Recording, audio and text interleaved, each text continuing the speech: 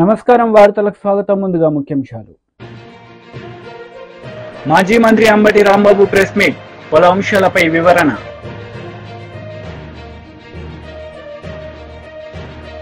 Congress leader Jagga Reddy press meet, ఇరు పార్టీలపై fire.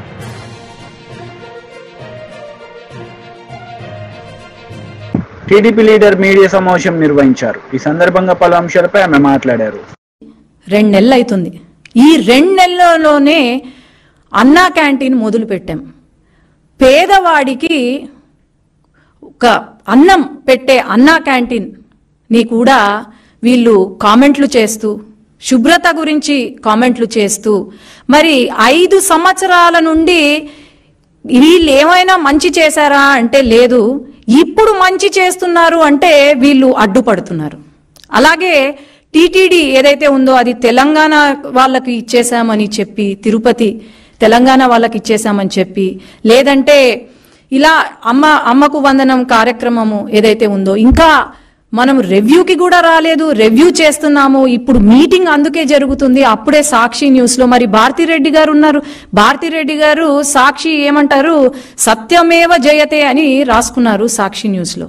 సత్యమేవ జయతే కాదు భారతిరెడ్డి గారు, అసత్యమేవ జయతే అని మీరు క్యాప్షన్ మార్చుకుంటే బాగుంటుంది. ఈరోజు సాక్షి న్యూస్ ఓపెన్ చేస్తే మనకు కనిపించేది క్యాబినెట్ మీటింగ్ ఏదైతే ఉందో టీడీపీ ఆల్రెడీ ఇది చూడండి, 16వ తేదీ ప్రతి ఒక్కరికి ఈ నోటీస్ సర్క్యులేట్ అయింది.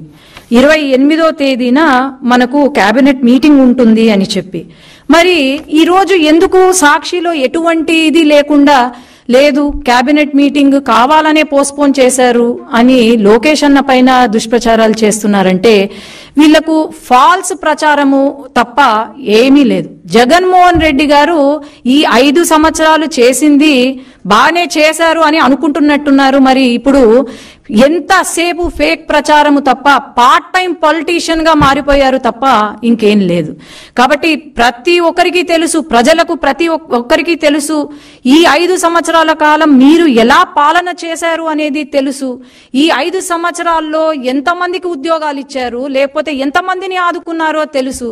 కాబట్టి అనవసరంగా దుష్ప్రచారాలు చేసి మళ్ళీ 11 సీట్లకు కూడా కాకుండా, పార్టీయే లేకుండా, పుట్టగతులు లేకుండా అయితే మీరు చేసుకోవద్దండి అని నా మనవి.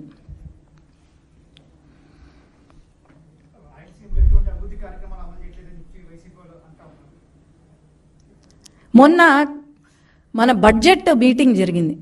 బడ్జెట్ సమావేశంలో బడ్జెట్ మొత్తము రాయలసీమ గురించే ఉంది. కేంద్రము నిధులు రాయలసీమకు ఇచ్చారు. అట్లాగే రైల్వేస్ కానివ్వండి, ఇండస్ట్రియల్ హబ్ కానివ్వండి, అన్నీ కూడా రాయలసీమకు ఇచ్చారు. మరి జగన్మోహన్ రెడ్డి గారు రాయలసీమ వ్యక్తే కదా, మరి రాయలసీమని ఏమైనా అభివృద్ధి చేశాడా? ఒక ఇండస్ట్రీ తీసుకొచ్చాడా? లేదంటే మా రాయలసీమలో ఉన్న ప్రజలకు లేకపోతే పిల్లలకు ఒక ఉద్యోగం ఇచ్చాడా? నాకు మొత్తం డీటెయిల్స్ ఇవ్వమనండి. లేదే. రాయలసీమ గురించి ఎవరైనా ఆలోచన చేశారు అంటే అది కేవలం నారా చంద్రబాబు నాయుడు గారు తప్ప ఇంకెవరూ చేయలేదని నేను చెప్తున్నాను.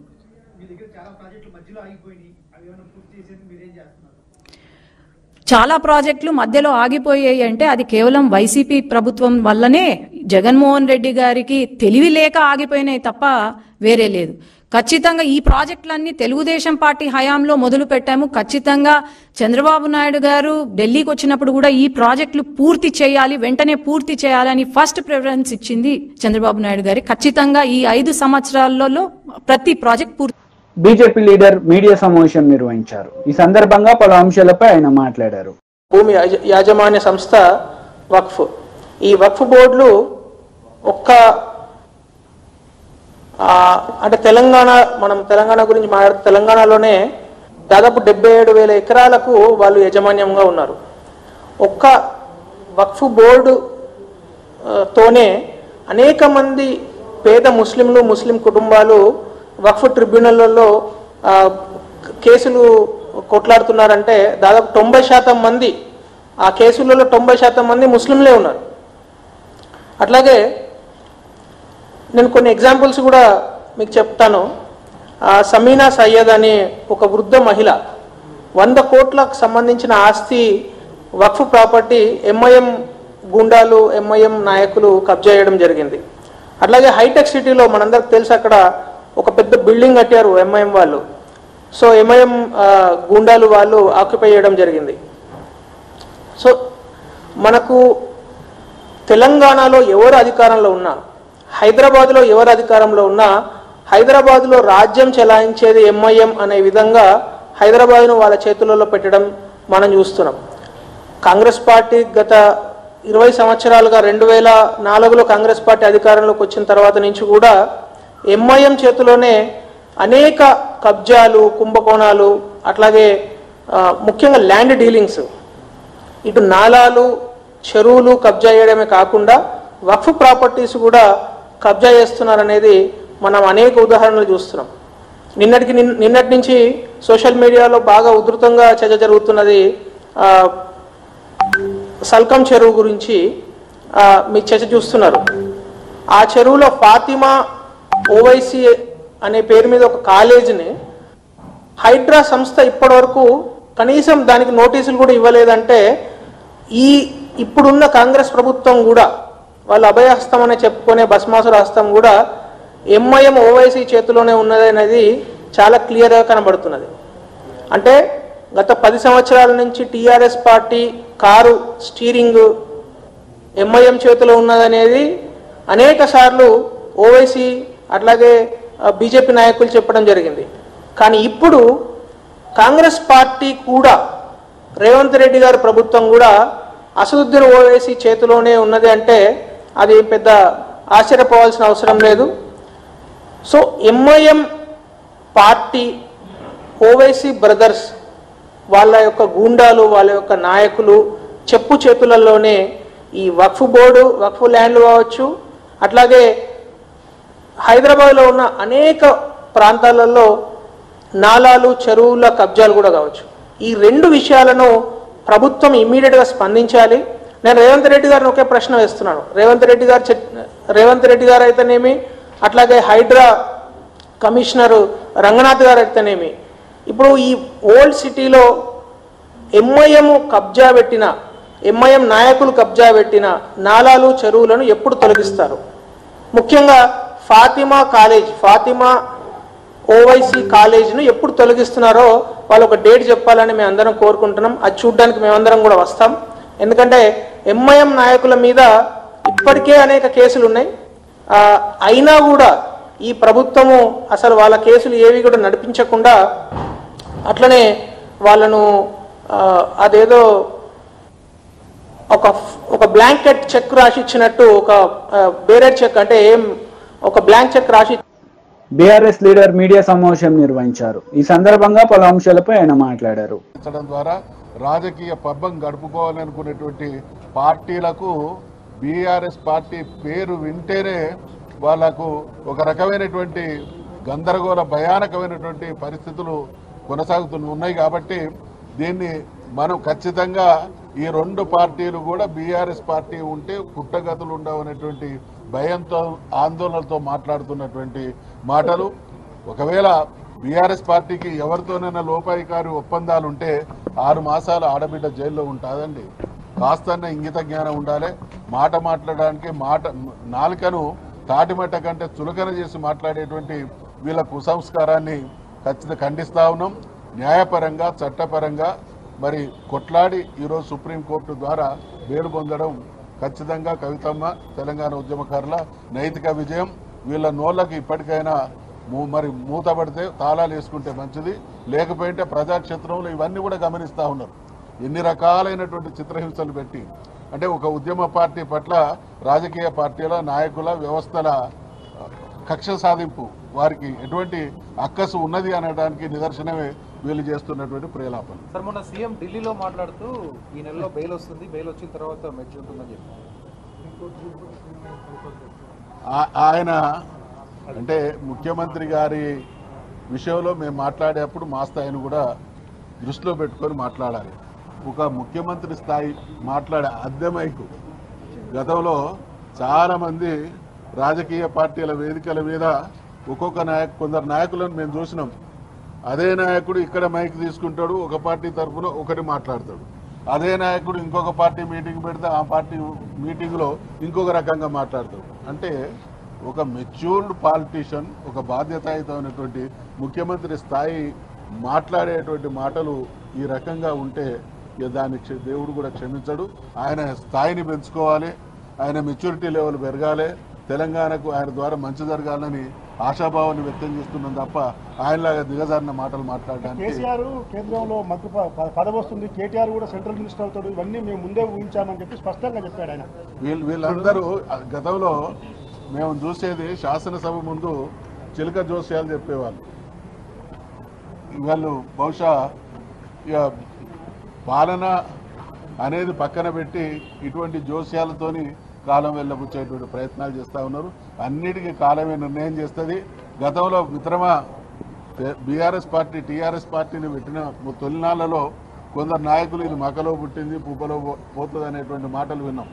అదే ఇంకొక నాయకుడు గతంలో ముఖ్యమంత్రిగా ఉన్నటువంటి వ్యక్తి తెలంగాణ వస్తే కరెంట్ ఎక్కడి నుంచి వస్తాయి, మీ వైర్ల మీద బట్టలు ఆరేసుకోవాలని వస్తుంది. వీళ్ళందరూ ఏమైపోయిందో, వీళ్ళందరి చరిత్రలు ఏమైనా మనం చూస్తూ ఉన్నాం.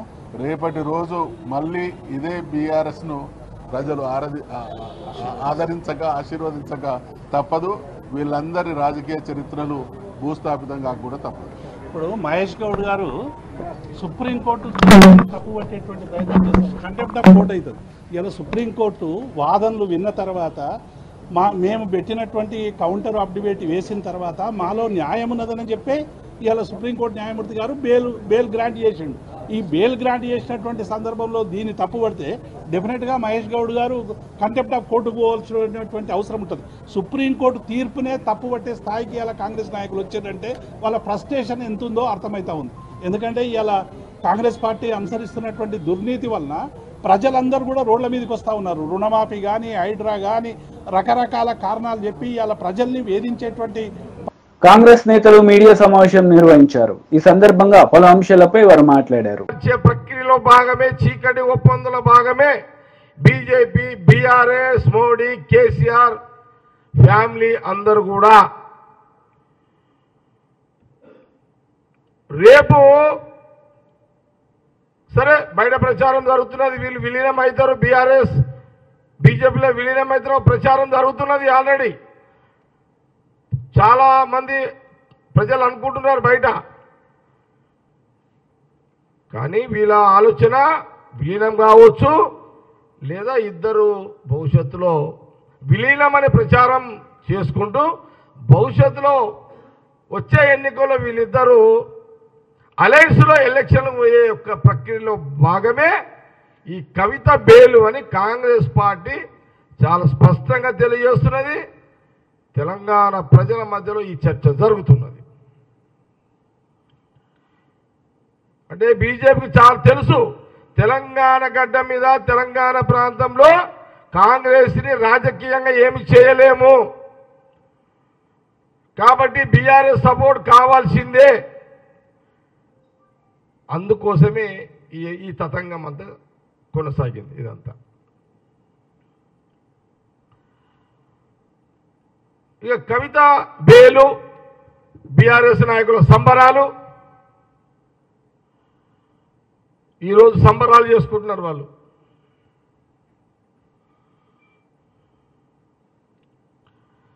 ఆ సంబరాలకు సంబంధించిన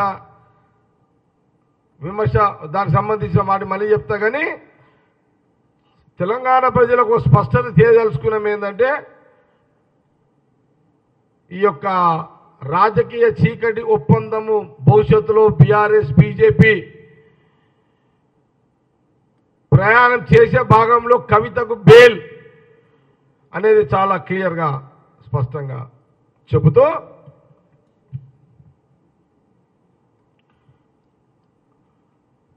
కవితకు బెయిల్ రావడం ఖచ్చితంగా బీఆర్ఎస్ బీజేపీ చీకటి రాజకీయ ఒప్పందంలో భాగమే. ఢిల్లీ లిక్కర్ కేసులో కేజ్రీవాల్, సిసోడియాలకు బెయిల్ ఇవ్వడానికి నిరాకరించిన కోర్టులు కవితకు 5 నెలల బెయిల్ ఇచ్చాయి. దీని వెనుక ఏమి మతలబు ఉంది? ఇదే కేసులో ఢిల్లీ మంత్రి సిసోడియాకు 2 ఏళ్ళు 2 ఏళ్లకు బెయిల్ ఇచ్చింది. అంటే చూడండి, ఢిల్లీ ముఖ్యమంత్రి కేజ్రీవాల్కి ఇంకా బెయిల్ ఎందుకు ఇవ్వలేదు?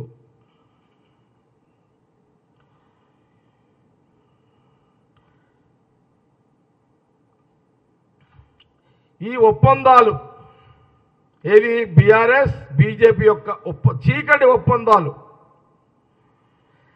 తెలంగాణలో కాంగ్రెస్ పార్టీ అధికారంలో వచ్చిన మొదటి రోజు నుంచే ప్రారంభమైనాయనేది